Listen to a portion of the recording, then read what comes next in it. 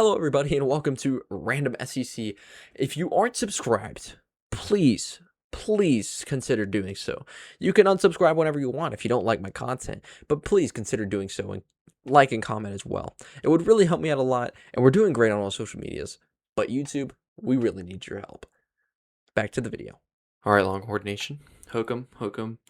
So if you follow me on social media, Twitter, Instagram, whatever, I've been spewing a lot of hype about this Texas offseason so far, and I think it's pretty validated. What Sean Miller's been able to do so far has been pretty elite, and I just thought I cannot not get on here and talk about it, so that's what I'm here to do. There's a lot to talk about, a lot that's happened, a lot that will happen, so I'm just going to break down the whole Texas Longhorn college basketball 2026-2027 offseason as of right now.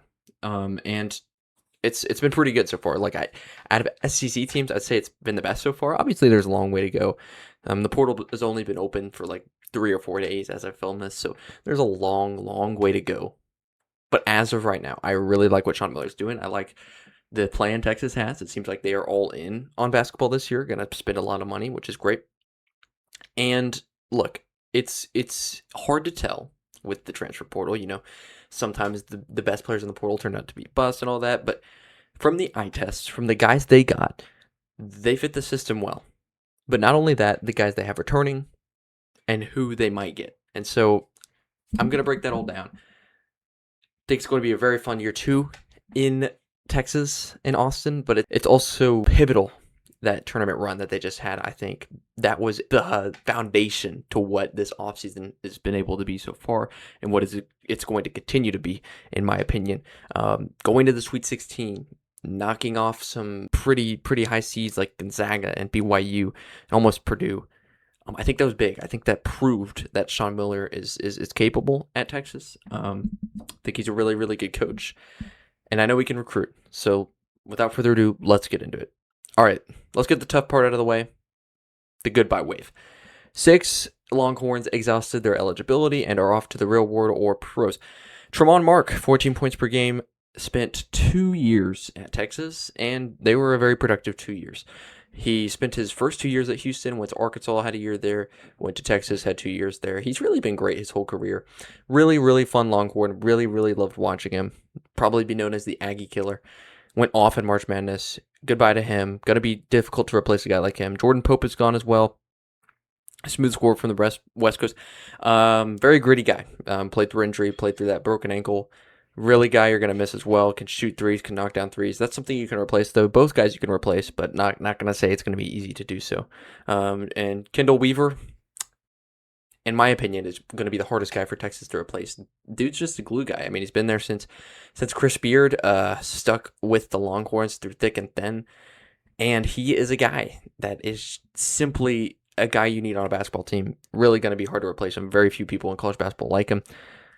And then there's some walk-ons as well, but that's as far as it goes for, guys who have exhausted their eligibility. Will be known as guys who got this thing started off in the Sean Miller era. Hopefully we remember that as a great era. Then we have 3 players entering the portal: Camden Heide, Simeon Welcher, and Nick Cody. Not guys I'm worried about, right? Camden Heide stings a little bit. That shot he had against Gonzaga, that's Longhorn legend stuff. And when any player enters the transfer portal, it kind of diminishes that just a little bit. So that one hurts a little bit, but nothing that I'm worried about, especially from what Texas has done so far in this offseason. And starting off, number 1, we said it coming into this offseason, Matas Vukatidis, he had a lot of options, right? Sophomore, he's been with Sean Miller this year, and he's excelled. He's showed a lot of improvement. Sean Miller has had his history of developing European bigs like Matas Vukatidis. And after this season, it was unclear. I think a lot of people thought he may go to the draft. I don't know how high he would have been picked. I think he would have been drafted second round, maybe late first round, probably not. A lot of people, it was rumoring that he was going to the portal. I think he got a lot of offers to go in the portal. He ended up not going there. He ended up staying with Sean Miller, the guy who's developed him so far. He's shown so much improvement this year. There was times in this year at Texas where I'm like, oof, he's just a liability. But man, at the end of this year, especially in the tournament, he turned it on. He showed that he can do it against elite bigs.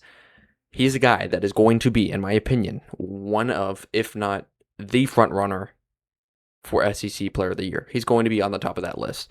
He is a really, really good player, and if he shows the amount of improvement that he did from the start of this year to the end of this year, at next year, SEC teams better watch out. College basketball better watch out. He is a really, really fun player. Dalen Swain declared for the NBA draft, so you'll be losing him, and I thought he would, but I thought there was a slim chance, maybe he returns to Texas. That being said, Dalen Swain, fantastic Texas career. I'm sure Longhorn fans will always be appreciative of that. And then now entering the transfer portal segment of this. And before I dive deeper into this, I just want to say I've been covering the SEC transfer portal all this week, and it's really the only place on the YouTube like it. You can't find a place that exclusively covers transfer portal news only in the SEC like Random SEC. It's the only place like it.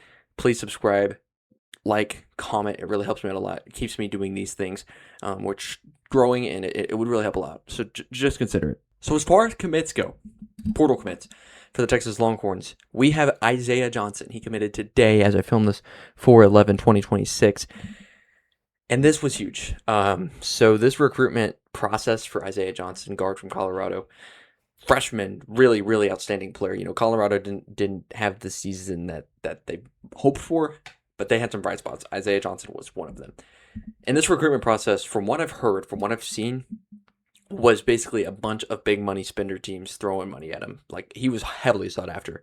And apparently Texas won that war, whether it was, Sean Miller just being the guy for him, or Texas threw that extra bag at the end. I don't know, but he's going to be a great piece that I think is exactly Sean Miller's type, that can develop, do all that, and he's one of the biggest needs for Texas in this offseason. Johnson makes his way to the 40 acres with 3 seasons of eligibility remaining after standout true freshman campaign with the Buffaloes.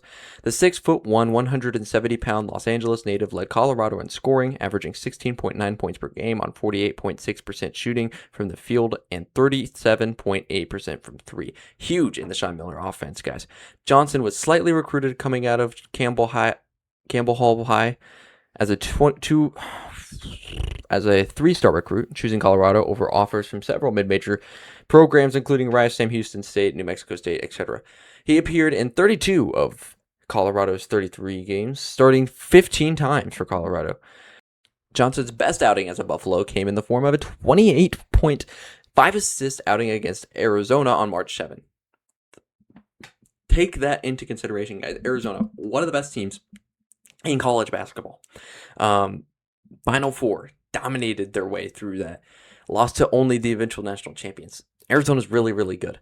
He went off against them. That shows how he excels in competition, and he's going to have plenty of that in the SEC. So yeah, that's about as big as it gets, guys. Isaiah Johnson, I think he was a top 5 player in the portal. I didn't know I had no idea where it was going, but I didn't see Texas. They kind of came out of nowhere. Huge, massive news for Sean Miller.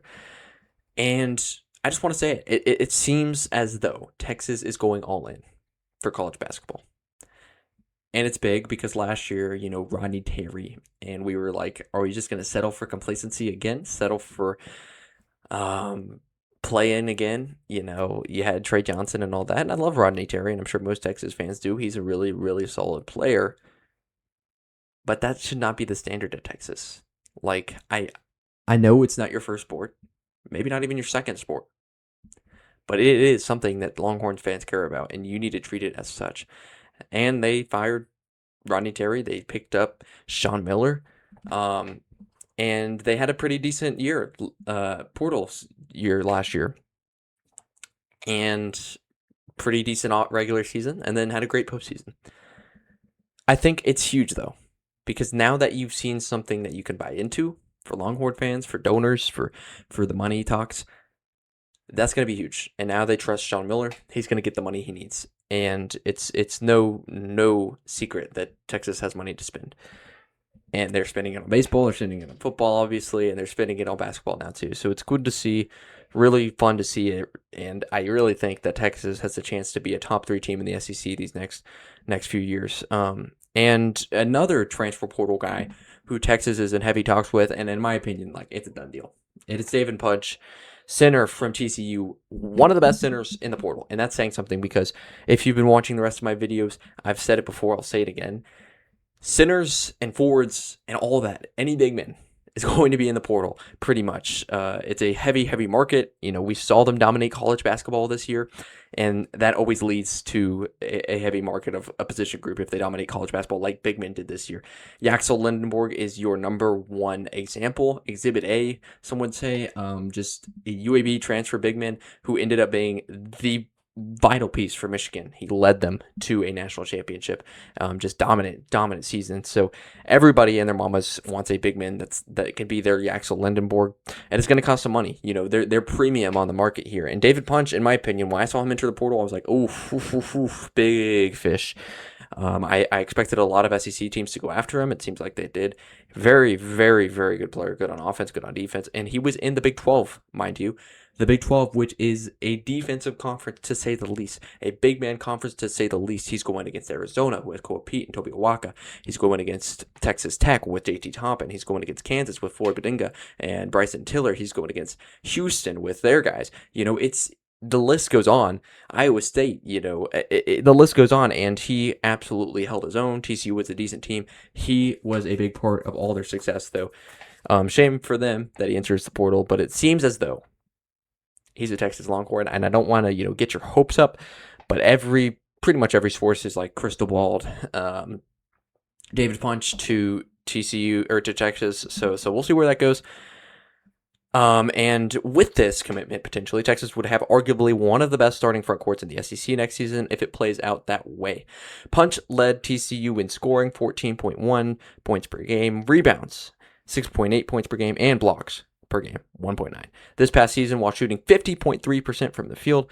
Pair this alongside a potential SEC Player of the Year candidate in Voikataitis, who averaged 15.6 points per game and 7.1 rebounds on 6.1% shooting in 36 starts. And the Longhorns will certainly be a force to reckon with once the coaching staff figures out what the starting backcourt will look like. So, I mean, he's going to be an elite guy, David Punch. And you see the highlights, all that. Really fun player to watch. Really elite scorer. And like I said, just this front court. Maybe get one more guy out of the portal. A couple more guys for depth pieces. But, man, that two-punch duo of Voikataitis and David Punch, golly, dude, that is something to be scared of in the SEC. That's right there with Florida, and assuming they keep their guys, totally different story, totally different video. That's what Texas has so far. Now, they have high school recruitments, guys. Austin Gooseby, Bo Ogden, Joe Sterling, Coleman Elkins, all really good players, by the way. So don't be surprised if those guys take on major freshman roles. Like, I'm telling you guys, right when the season ended, Sean Miller had a plan. I feel like he's had a plan for a while for this offseason. That's what you need in this modern era of college sports. He knows how to do it. He's doing it well. And he's going to have Texas at the top of the SEC. He is going to have Texas in a place where every single team in the SEC is scared of them. And he's going to have them in a place to be top 3 in the SEC year in and year out. And this year is looking it's going to be no different. And from what I've seen from Texas, recruiting-wise, transfer portal-wise, past this, I can't really say. I've seen them involved with a couple names. Guards, potential couple more big men as well, and I can name those out. But the truth of the matter is that Texas has a chance with any recruit, money, culture, all that, and so don't be surprised if they swing in on some guys that may not be expected, and don't be surprised if Sean Miller and Texas are a top 5 team coming into the preseason next year, which may be a little too hasty there, but I wouldn't be all that surprised considering what's happened so far and what I think will happen. Drop your hottest takes in the comments. Drop your hottest takes in the comments. How high is this team going to be ranked next year? Who's the next large portal target? Let's debate in the comments. Let's see. If you enjoyed this, like, subscribe, and hit that bell. More Longhorn basketball breakdowns coming in. More SEC basketball breakdowns. More transfer portal breakdowns. Like I said, fellas and ladies, I am the only place on YouTube, from my knowledge, that fully covers SEC transfer portal season in basketball, So if you want that, if you don't want all that other college basketball stuff, just want the SEC, just getting right down to it, you got to subscribe and you got to do it. It helps me out a lot. And if you want the fastest up to date information, follow me on all social medias if that's your jam. Twitter and Instagram, most recommended by me, in my opinion.